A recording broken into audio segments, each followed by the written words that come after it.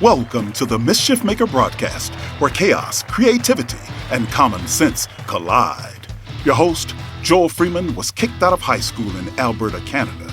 He left home at 17 and hitchhiked around North America as a long-haired hippie and dope-smoking fool.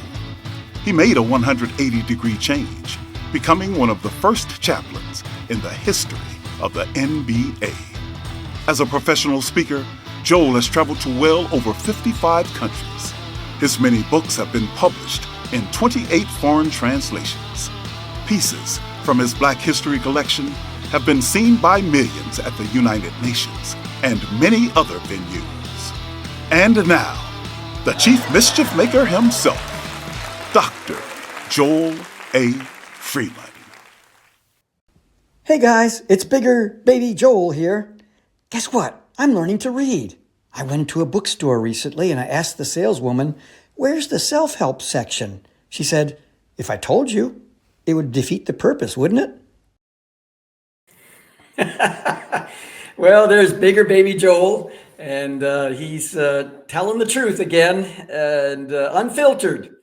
So we got a great show planned for this evening. We have someone by the name of A.J. Ali is going to be on with us.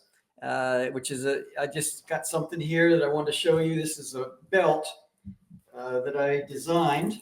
And if you want one of these, I can tell you later how you can get a hold of it. But this is the Jack Johnson heavyweight champion of the world. The belt we're putting together, and it's available right now. And it's numbered. We only have 700 for the entire world. So go to jackjohnsonbelt.com. That's jackjohnsonbelt.com. And if you can't remember that, just go to the QR code above, and there's a link tree that'll take you to all kinds of things to learn about the Mischief Maker Show. In fact, if you want to know what the definition is of a mischief maker and want to become one yourself, then what can happen is you can learn about the definition of mischief maker. My camera does some really weird stuff when I make gestures, so I'm going to go like this to tell it to stop, and we'll see if that works. So right now, we've got A.J. Ali. He's going to be coming in just a short while. Let me tell you a little bit about him. He's been in the armed services. He's traveled a lot of places around the world. And something that we connected on, I co-authored this particular book right here called Black History 365 with Dr. Walter Milton. And I invited AJ to write a piece called Walking While Black. Now, this came out just after we had quite a situation in our country, in the United States. Now, some of you may not have heard about it, but in other parts of the world.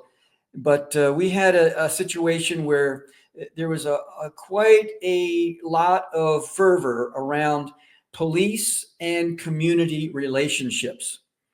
And George Floyd was the name of the gentleman. And if you've not heard of that, then maybe we'll learn more about that this evening. And so he wrote this piece, Walking While Black, and then created a book called Love is the Answer, L.O.V.E., which is an acronym which he's going to share. Plus, when I saw, he created a film, which I think is the finest film on this particular topic. He doesn't blink when it comes to dealing with the issues and the truth, and yet he brings it around to an incredible solution, I believe, in this area of community and police relationships. So anyway, I watched the Baltimore premiere screening of that film at a friend of mine's a place, and I watched young Black men watch the film, and that's what convinced me. I went up and talked to some young Black men afterwards, and I could tell this was having quite an impact on their lives. So anyway, we're going to meet him in a few moments. We're going to play a song.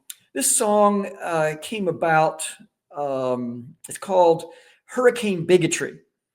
And it's a blues song. I'm a huge fan of blues. I know this is a jazz station, but I love blues. For some reason, I'm a sucker for blues. If I'm in anywhere where in the world and there's someone on the street corner, a busker singing blues, my wife will go off to all kinds of sites and I'll say, I'll be here. 4 hours later, she'll come back. I'm at that same spot. I'm watching the psychology of what causes people to slow down, what causes them to put $1 or $2 in the guitar case.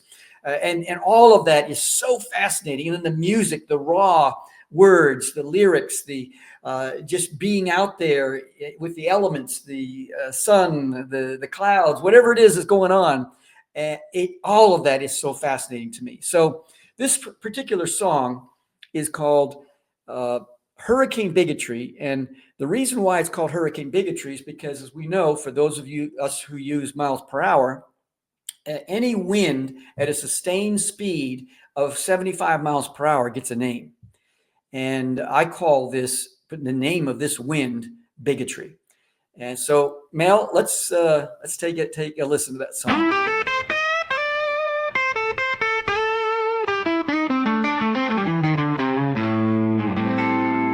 10 years of age, a young black man heard the words that sting. As years passed, he leaned into the wind like Howlin' Wolf and B.B. King. Different rules applied based on skin. A broken world, where do we begin?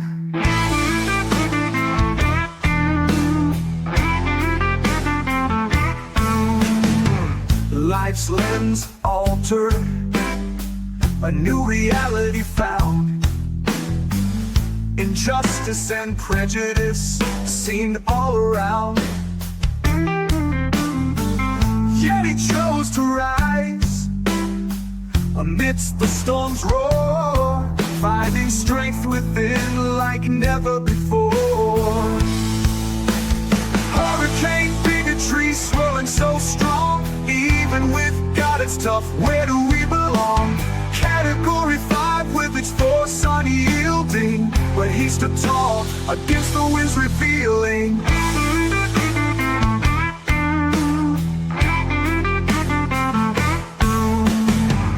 Like Katrina's fury, with its wrath untamed, he faced adversity, yet remained unchained. Like Andrew's power, destructive and fierce, but his spirit endured, never to pierce. Through the years he learned to navigate the tempest of bias, fueled by hate. Leaning into the wind with steadfast grace, his equilibrium intact in life's race. In the eye of the storm he found the truth, resilience and hope, his guiding sleuth. Hurricane bigotry may rage and shout, but his spirit endures, there's no doubt. Hurricane bigotry swirling so strong, even with God it's tough, where do we belong? Category 5 with its force unyielding, but he stood tall against the winds revealing.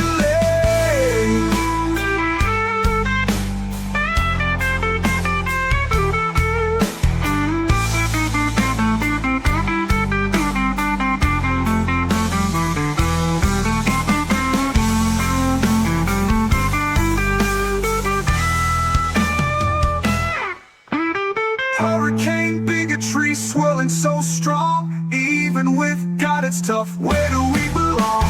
Category 5 with its force unyielding, but he stood tall against the winds revealing.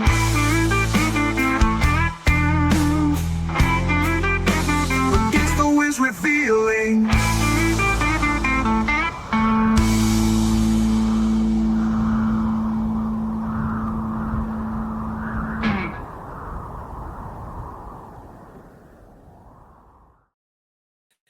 Well, there it is, Hurricane Bigotry.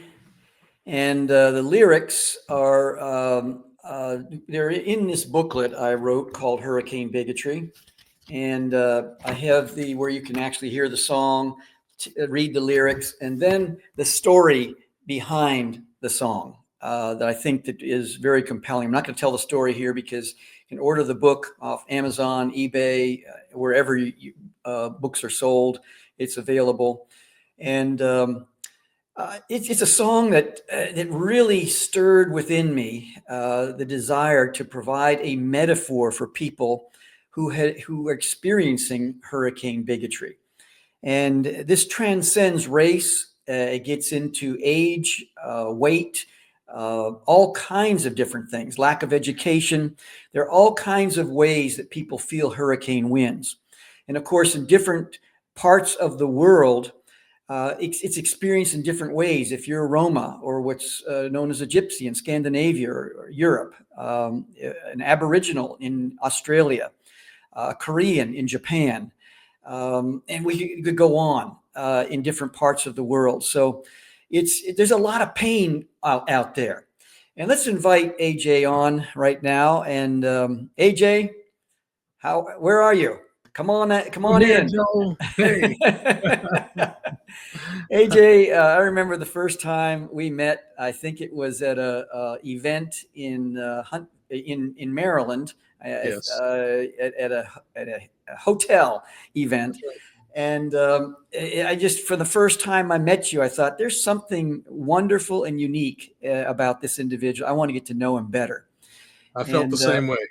And over the years, I think we've connected on a deeper level, and it's just a joy to have you here. Can you kind of hitchhike off of the lyrics and the music and the concept of hurricane bigotry, and let's make a segue into what your life's mission is all about?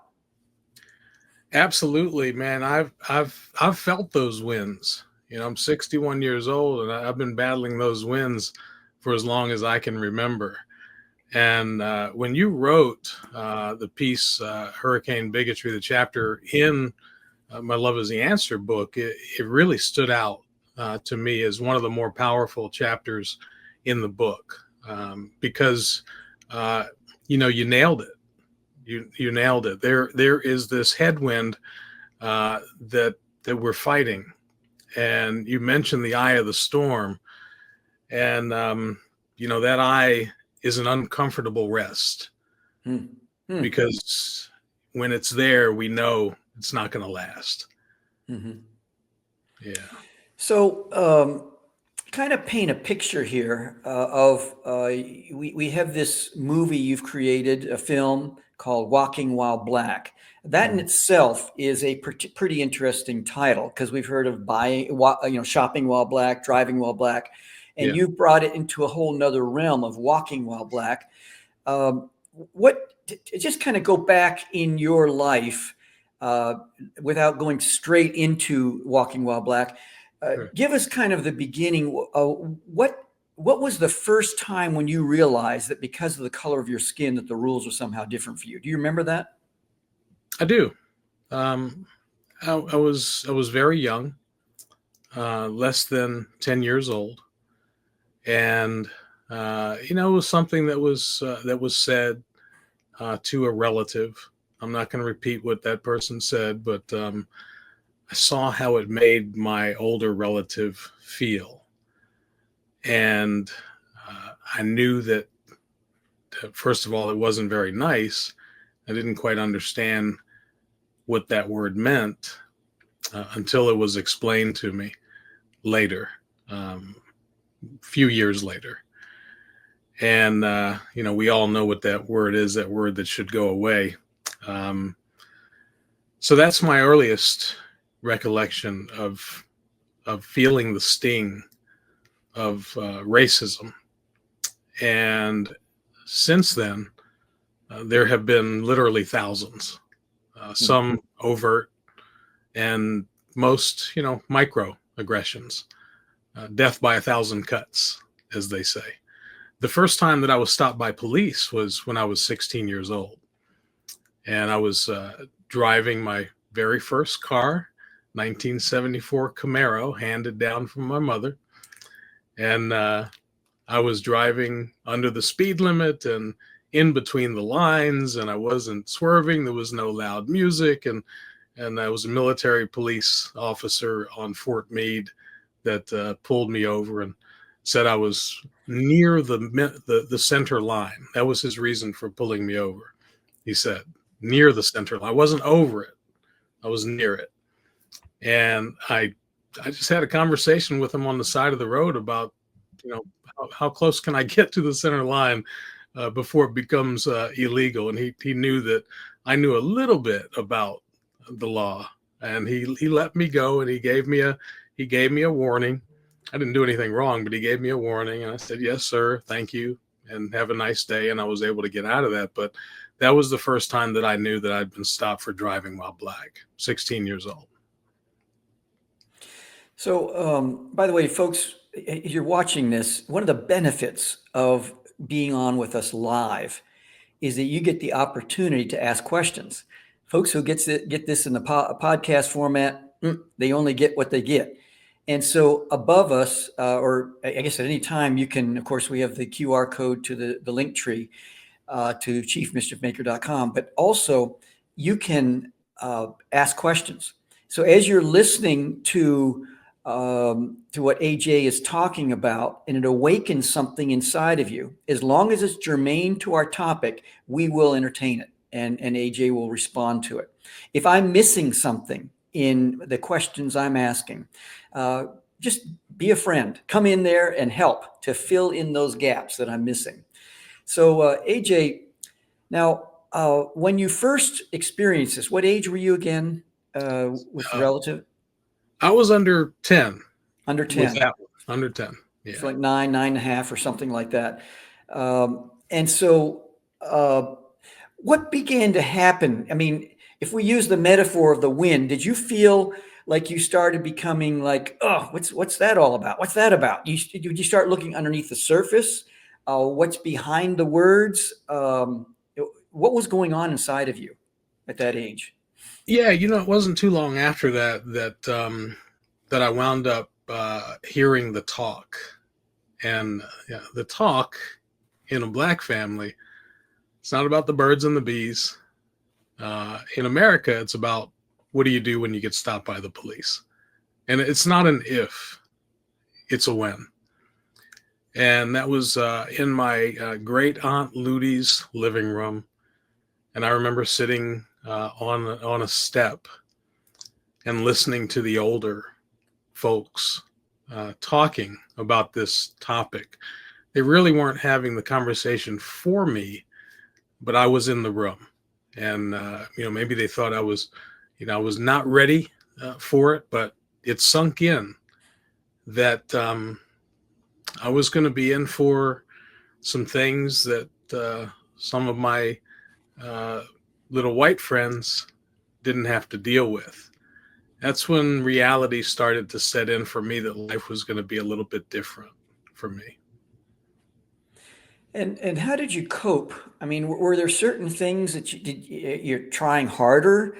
How did you retain a sense of humor? How did you let's say, the whole victim mentality would pull one down? How did you fight and deal and address those different aspects? Well, I definitely became a class clown. I was vying for the class clown. I think there were one or two other folks who maybe got that crown, but I was always masking my pain. It was a great song called Tears of a Clown. Some of you may have heard that song. Mm-hmm. Well, that was me. Mm-hmm. That was me. That song resonated with me when I was a little kid, because I recognized that I was just masking so much with humor and silliness and deflecting my emotions, because I didn't want to deal with them. And that you can only do that for so long, Eventually, I wound up becoming a little more serious about these subjects, and it led me down the path of activism that I've been on for a long, long time. But I did develop a pretty good sense of humor. I can find the humor in just about anything. And, that has helped me quite a bit. It's no surprise that most top-notch comedians have experienced a lot of pain. Yeah. It's like someone who's an EMT, a doctor, a police officer. They deal with a lot of different types of situations and sometimes develop a dark sense of humor that is Right. not appreciated by many other people. Speak to that if there's any relevance there. Oh my gosh. Yeah, just the other day. I don't know if I should say this or not. Yeah, I guess I will. What the heck? Just the other day, we were filming a TV episode, and it was a beautiful scene of after we had shot several times of this particular topic of a teacher who had been gifted something wonderful, a car from his community, and this show that we're launching featured the community coming together, and this nonprofit had gotten an individual to donate their car, and the nonprofit fixed it up, and they painstakingly made it beautiful. And so we captured that moment of that young teacher, 31-year-old teacher, who was the most beloved teacher in his school.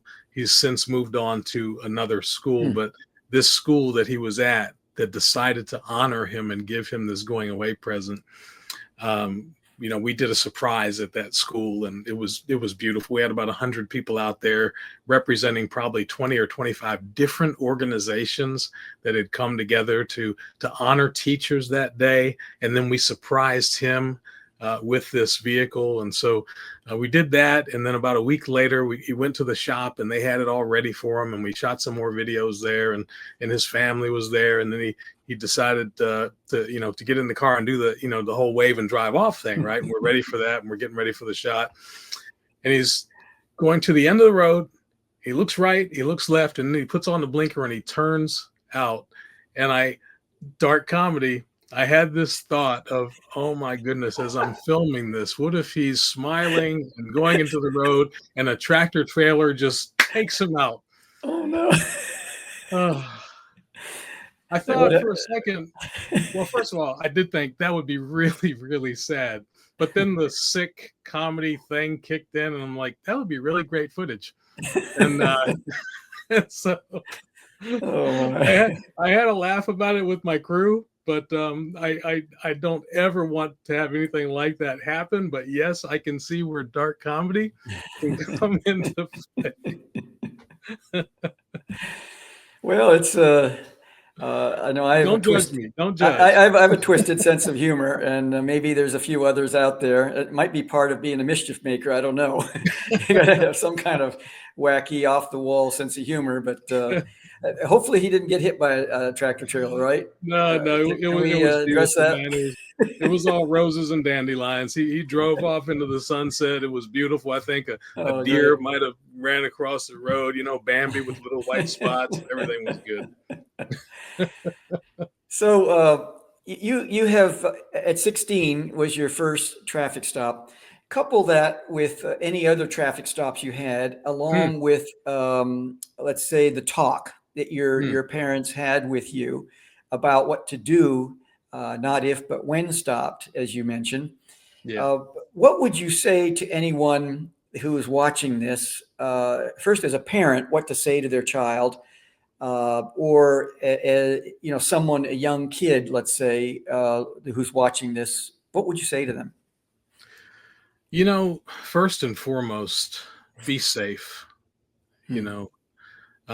Don't try to hold court with an officer on the side of the road. Just, yes, sir, or yes, ma'am. Very polite. Get out of there unharmed and get out of there as quickly as you can. Take the ticket, fight it in court, but don't try to argue with them on the side of the road. Also say, maybe even, be a little nicer than you normally would. Maybe crack a joke, maybe give a compliment. I've had times where an officer has come up to me and had a really, really bad attitude. And I was able to turn it around Mm. with a joke or with a compliment or with a reference to something familiar. Like the time I was stopped in Baltimore, and I made a comment about the Ravens and how good they looked Mm-hmm. that last Sunday, and turns out, the odds were right. He was a Ravens fan, and he treated me a little bit better after that because we had found a sliver Mm-hmm. of common ground that brought some humanity into the situation.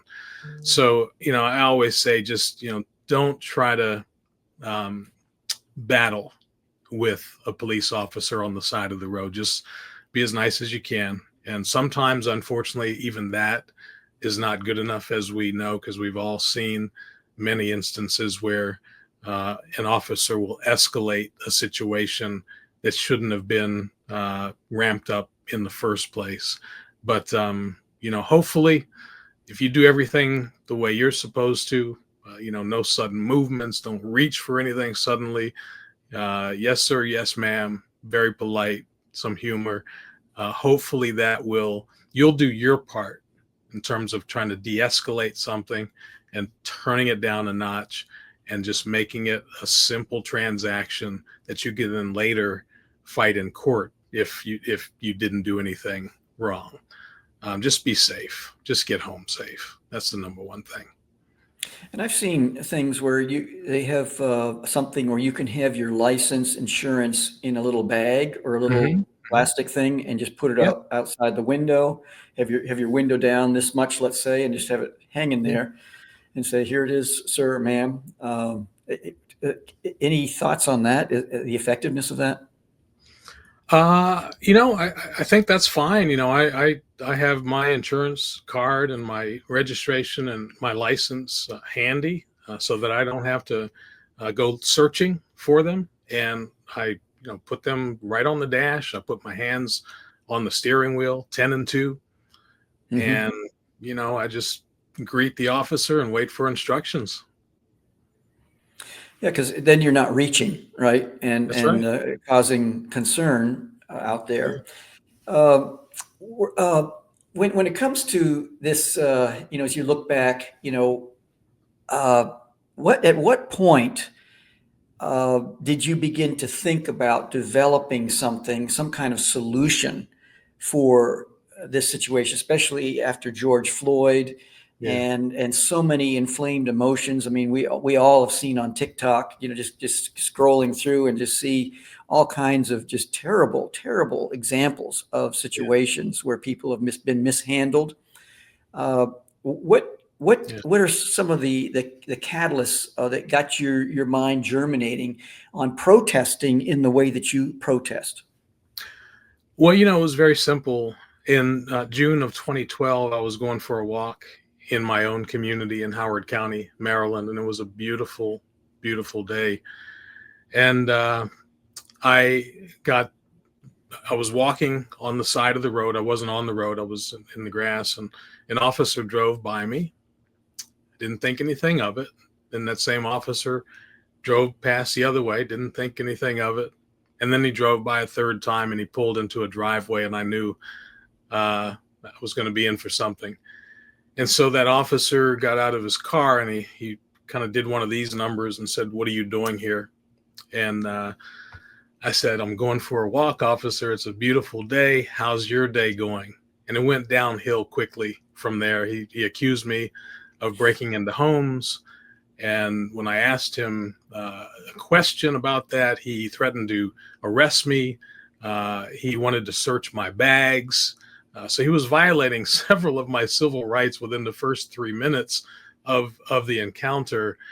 And I started to ask him questions about those rights.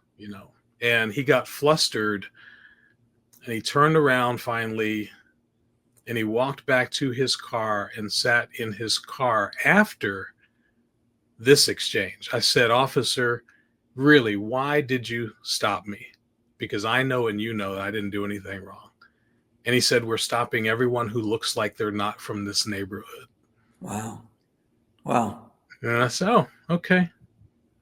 You just admitted that the only reason why you stopped me was because of the color of my skin. And he turned around and got back into his car and refused to get out of his own car. He was staring straight ahead. He was fuming. You know, in the cartoons, you probably see smoke coming out of his ears. You're seeing smoke.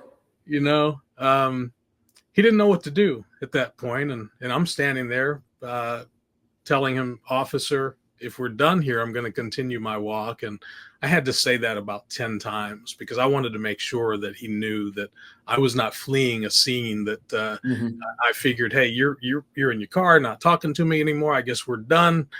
I'm out. So have a nice day.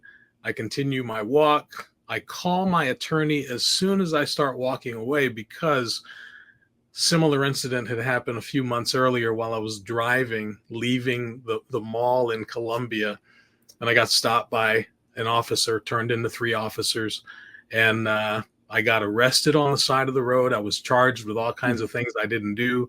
I had to hire an attorney, and he made one phone call and got everything thrown out and got that officer reprimanded. So fast forward to 3 months later, this same thing is happening, except I'm not driving. I'm just going for a walk. And so as I leave, I call my attorney. I say, you wouldn't believe what just happened to me, man. And he said, just get out of there as quickly as you can. And here's the key. He said, I'll stay on the phone with you until I know you're safe.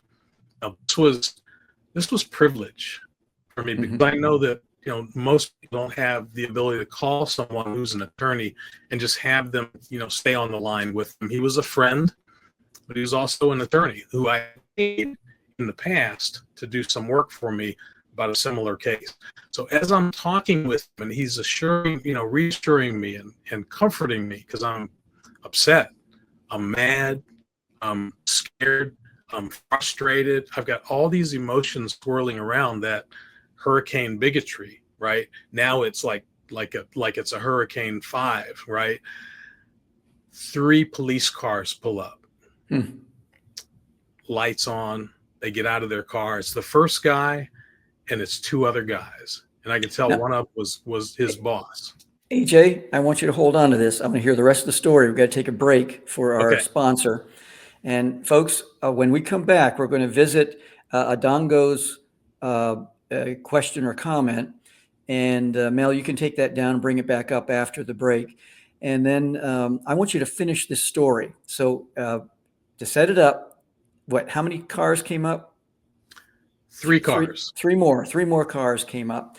Yeah. And we're going to hear more about the story. And then we're going to talk about what it's like to for AJ to come up with something that is a solution that takes a look through the lens of a police officer and then through the lens of the community. We're going to come back and ask some very tough questions. If love is the answer, what's the question?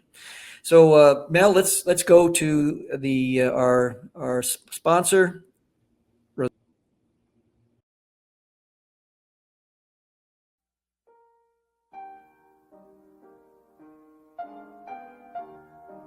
I know. I can't go anywhere without being recognized.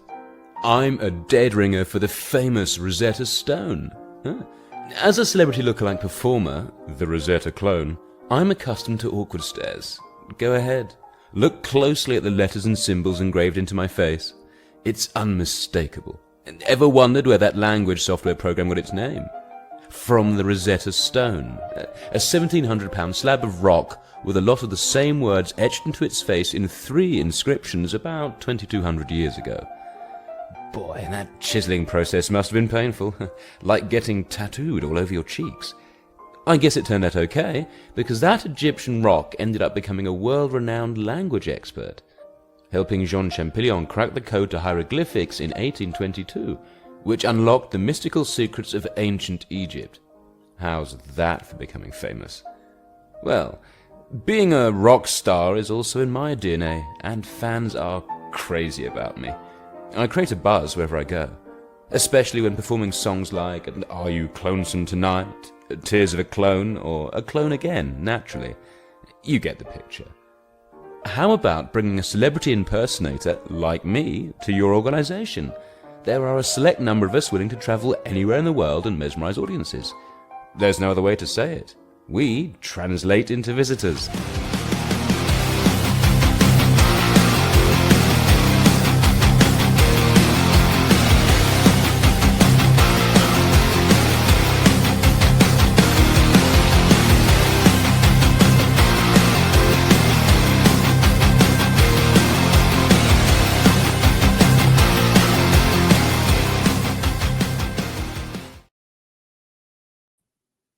Well, folks, you just saw an upside down ad from Rosetta Universe, and so you can come back, and stand upright again, and we'll continue. But Rosetta Universe is all about the Rosetta Stone story, which is taking this ancient artifact and transforming it into a modern metaphor for problem solving.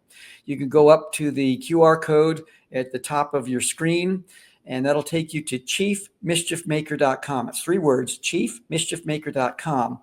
And the very first point on the link tree is about the Rosetta Universe. Just take some time, go through that particular Rosetta Universe and see what kind of impact it has on you. Any ideas? We're wide open to hear about the Rosetta Universe, your thoughts.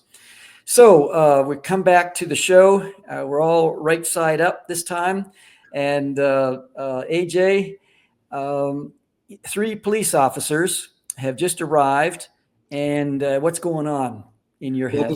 Before I get into that, the Rosetta Stone, since you do have to unlock some things in there, it was kind of cool that it was upside down. So it kind of goes with it. Got to decode it, right? Hey, you know what? We're going to do that from now. No, I'm just kidding. Oh my. Yeah. So 3 officers get out of their cars and they rush over to me, and I know I'm in for it. By the time they get to me, one has his hand on his taser. Another is in a football stance like he's getting ready to tackle me. And the third, a corporal, the supervisor, is nose to nose with me, yelling at me. Was there a misunderstanding back there? He was doing that over and over. And the first thing I said was, my attorney's on speakerphone. He hears everything. And as soon as I said that, they all literally took a step back. Whoa. And that was fortuitous.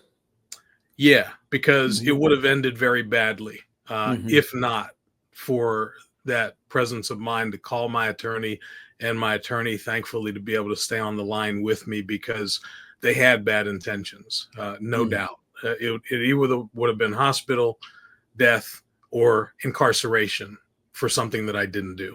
And so when that happened, when I said my attorney's on speakerphone, they pretty much turned into like little boys that got their hand caught in the cookie jar, because what could they do at that point, right?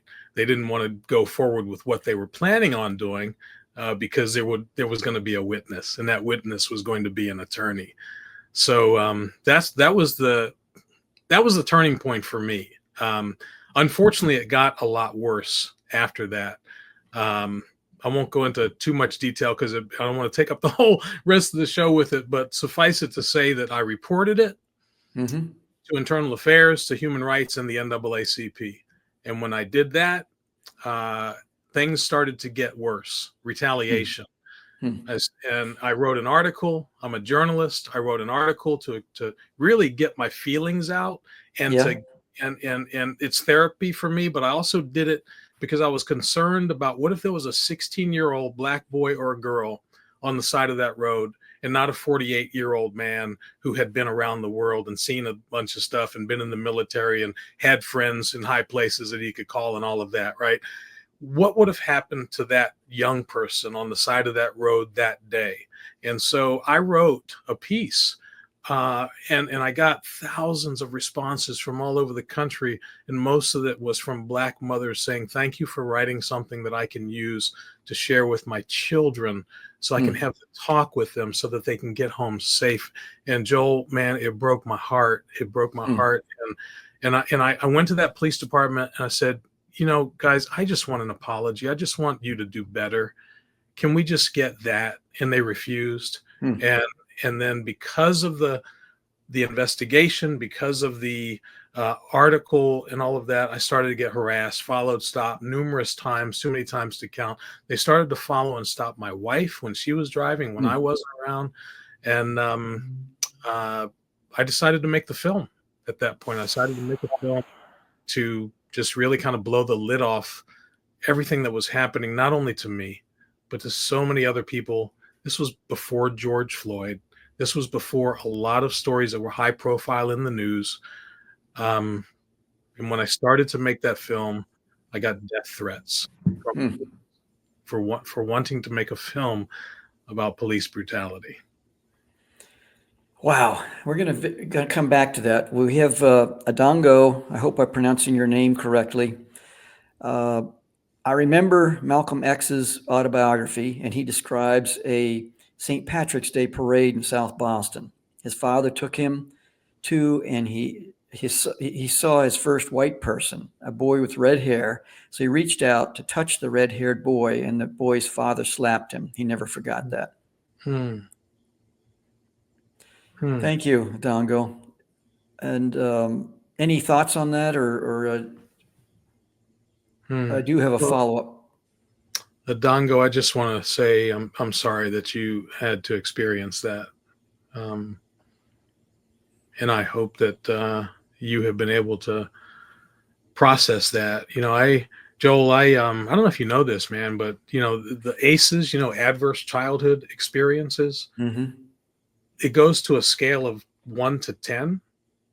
I've got 8 of them, and that story, you know, really moves me because there's so many times in a young person's life that something like that will happen to them. And it's hard to let those things go. You know, those are the kinds of things that haunt you for years or decades or your entire life. And people, they don't understand how much damage they are doing with it. Doesn't have to be setting somebody's house on fire or shooting someone. It can be a slap, and someone can carry that, you know, for a long, long time. So I'm sorry that happened to you. And Lonnie says racism is so embedded in our culture, it's institutionalized, both conscious and unconscious. So how can we change it? So far, nothing has worked, and under Trump, it's way out of control. What could be done? You know, this is a politics-free zone in this segment, or in this whole show.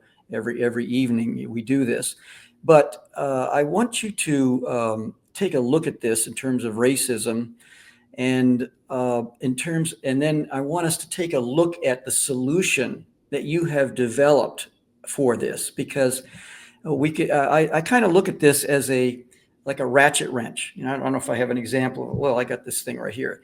So let's say this is a ratchet wrench, and I'm trying to loosen a bolt. And so I need to do what's known as the click, click, click before I can loosen the bolt. Many times people view the click, click, click as a negative part or a useless part of the use of a ratchet wrench. But it's important because then you can get purchase, you can really set yourself on that bolt and then loosen it. And I'm thinking in terms of dealing and addressing racism in our culture and any culture around the world, because it has to do with sin. It has to do with what's going on inside of us as broken human beings, and passed down generation to generation. But it's in us. It's in our human nature. And to talk about the pain, many times I've found that those of us with lighter hue, many times just want to immediately go to, well, I'm from Ireland, I'm from Wales, I'm from Scotland, I'm from France. None of my relatives in the past had any slaves or anything like that. So, you know, and immediately the eyes glaze over of the person, brown or black. It's like, okay, I can only talk about sports. I might be able to talk about X, Y, and Z, but I know this is a topic we can't discuss. And so doing the click, click, click, then take us into loosening the bolt of racism Well, through what you are doing with Love is the Answer. yeah, yeah. So thank you for that. That's a great question. So, um, I went on to make that film, but it wasn't what people expected. And in fact, it wasn't what I expected. I spent 2.5 years trying to make a film about retribution because I just wanted to get people fired. And during that 2.5 years, God didn't let any doors open. I'm talking no doors, no financial support, no help from anyone, no one interested in it. Part of that was because of the timing. It wasn't on the news all the time. But the other part, I believe, was deeply spiritual and intending to put me on a certain path. And so as I'm going through that process of the click, click, click, right, I'm learning a lot in those 2.5 years. I'm learning about what's making people tick and making them go into that kind of situation. I mentioned I have 8 out of 10 aces.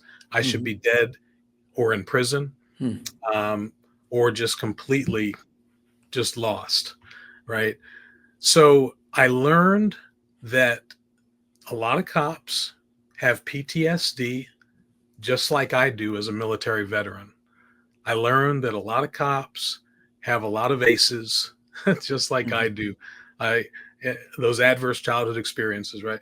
I learned that a lot of cops are not dealing with their pain, so they take it out on other people, or they abuse substances or their family, right? And because in the culture, just like in the military, you can't go and say you have mental health issues. That's right. Because they're going to take away your gun. They're going to take away your job. They're going to put you desk behind duty. the desk. Yeah. Right. And you're not going to be able to go out there in the streets like you want to. You're not going to get promoted. Right. You're going to be shunned. That's part of the culture. Fortunately, it's starting to change. But that has been a big, big part of the culture.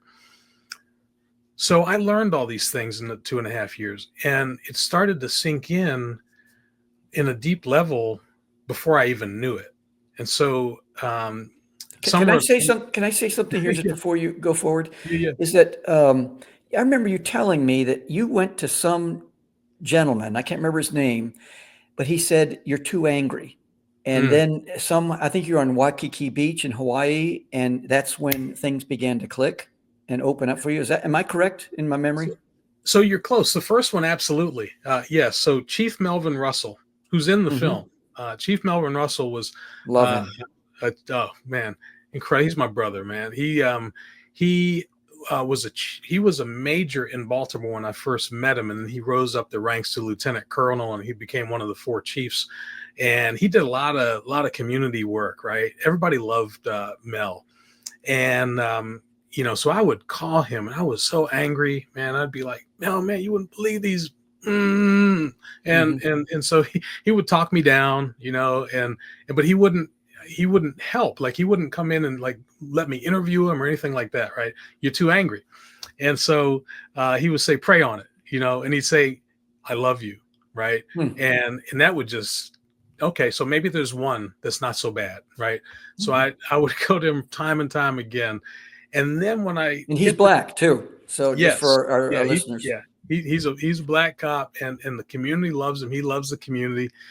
So summer of 2014, I decide that I'm going to get my life back, because I hadn't been driving. I hadn't been doing the things that I love to do, going for walks and stuff like that. I was just frazzled, man, because this had really, really gotten to me. I was experiencing a lot of PTSD episodes, a lot of depression, a lot of anxiety. And I wound up going on a trip. I wound up taking a walkabout. I went through all 50 states, and I crowdfunded my way across the United States to all 50 states. I drove through 48 of those states. I played golf in every state, because that's something I love to do. And I said, you know what? I'm just going to do everything I love to do. And God, if you get me through this, then we'll have a talk. But if I get stopped by a cop along the way, I don't know what I'm going to do. And I said that out loud, and I went on this trip, and I made it all the way across, and I'm in Hawaii. on day 101, which was the target for me, because I created this whole wellness 101 concept that I was going to learn 101 things in 101 days. And so it was on my birthday, my 51st birthday, September 25th, 2014. I'm in the waters of Kailua Beach. So a little ways away from Waikiki, but on Oahu, and a beautiful, beautiful, peaceful beach in a residential community.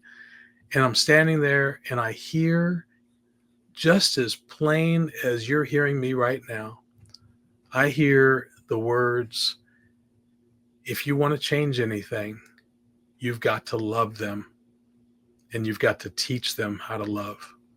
Wow. And Joel, man. Oof. Joel, wow. I feel the trade winds right now. I can taste the salt. I feel the water on my legs. And I remember that moment because the last words that my brother Abby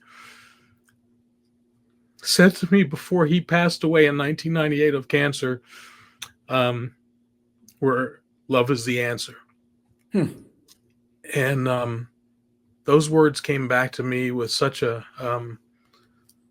force, such an impact, that it changed everything about my life in that instant. And I knew at that moment that I had to forgive them.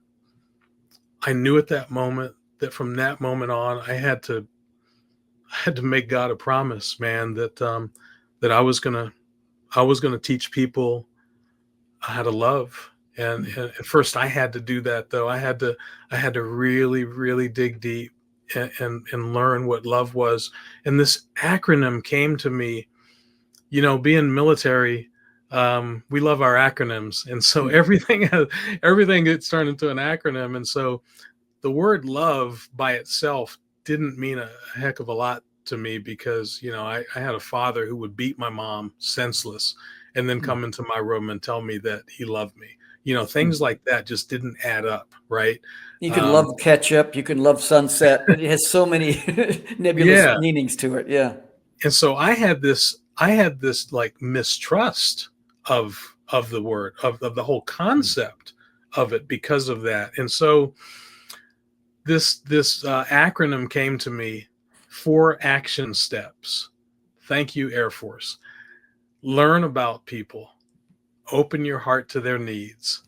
Volunteer to be part of the solution in their lives, and empower others to do the same. And those 4 steps turned the word love into a series of action steps. And I was like, that's it. If we can just learn how to learn about people and feel for them, and then do something about it that's positive, that can help them, and then spread the word and empower others to do the same, maybe we can make this world a little bit better. And that's the journey that I started to go on September 25th, 2014. And I've been on that journey ever since. Well, that film is powerful. And I want to encourage, what is the website for people to take a look at the film, or you get information about it? Yeah, very simple. It's just walkingwhileblack.com. And you can see that film that I wanted to make into a retribution film that God turned into a reconciliation film. And we have a bunch of people in there, and half of them are cops or used to be cops. And it is pretty hard hitting. And I had a great team working with me on it. And it's lightning in a bottle. I mean, HBO told me that if they had tried to make that film, it would have cost them $2 million, and they wouldn't have come close to what we had. And it was all God, because there's no way that everything that happened in that film could have come together the way it did if not for God wanting it to make a difference in people's lives, including my own. And listen, for our viewers, he does not blink. He tells the truth. He comes straight at it, and it provides a solution. It is a powerful, powerful piece of. Here it is. That's the image about Walking While Black. Love is the answer. Abby's asking the question. We've got about maybe 5 minutes, 4.5 minutes left. Good question. But how do you love hatred? Tell me. Abby Rhodes, Yeah. thank you for the question. That is a great question, Abby, and I love your name as well. That was my brother's name. You know, it's hard. You know, I'm not going to say that it's easy. Sometimes it is really, really hard. And so I serve a God whose love for us is so powerful that no matter what I do, what I say, how many times I turn my back, he's right there for me and ready to forgive me. And so I'm not an advocate for allowing yourself to be beaten over the head over and over and over again. So if you're in an abusive relationship, for example, you know, you might want to get out of it. You might want to get yourself to a safe place, right? But I also believe that we are meant to love people to life, as Chief Mel often says, and that we should never give up on the power of love. I've seen it too many times. It's kind of hard to explain. You have to experience it for yourself, and I just encourage you to put it to the test, to live out those 4 principles. And hate can't stand up to love, and darkness flees when light enters the room. So, you know, I believe with all my heart, because I've seen it too many times. And if it wasn't that way, I'd be dead. I'm going to tell you straight up. And so I've seen it work too many times in my life to ignore it. And I just ask you to trust the process and live that out, and don't let anyone steal your joy, and love people to life. And love will win 100% of the time in the end. I'll guarantee you that. Yeah, one thing I've kind of worked through is tried to figure out, can I come up with a definition of darkness without using the word light? And I found it to be impossible. Maybe one of our viewers has figured another way of defining darkness. Now, I'm not talking about describing it. I'm talking about defining it. Yeah. And it's just the absence of light. And when light comes on in a dark room, it doesn't say, please leave. And darkness says, oh, I'm in a corner, I'm not going to leave. You know, just boom, it's instant, because darkness is the absence of light. And I don't want us to sound, any of this to sound Pollyannish, because I go back to how you do not blink in making this film. You come straight at it. It's hard hitting toward uncomfortability. I mean, that's what I love about this film and what you're doing, AJ. Yeah, it's we didn't pull any punches, you know. No. We had to come at it hard because it's a hard subject, you know, and we didn't want to give anybody any wiggle room. No, and because most of the stories that are, you know, super powerful in the film come from cops telling their truth, right? I'm talking about cops who admit what's going on in that system, including one guy who spent time in prison as a cop for doing things he shouldn't have done. And I mean, you got to see the film to understand their story. Andrew and Jamel, remember those 2 names. It's absolutely powerful. Talk about the power of love.